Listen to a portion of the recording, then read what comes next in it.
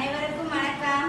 இன்று பந்தநல்லூரைச் சேர்ந்த doctor Pratibha, engineer Vinod தம்பதியினரின் திருமண நாளை முன்னிட்டு நம்முடைய அன்னை அரவிந்தர் முதியோர் காப்பகத்தில் உள்ள முதியோர்களுக்கு உணவளித்து மகிழ்ந்துள்ளார்கள்.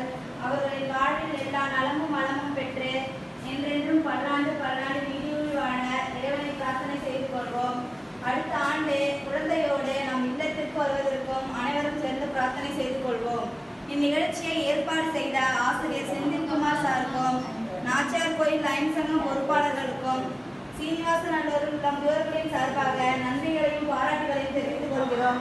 அவர்களுக்காக நீங்களும் பிரார்த்தனை செய்து கொள்ளுங்கள். அவங்க நல்லா இருக்கணும் என்று பிரேயர் பண்ணிக்கோங்க.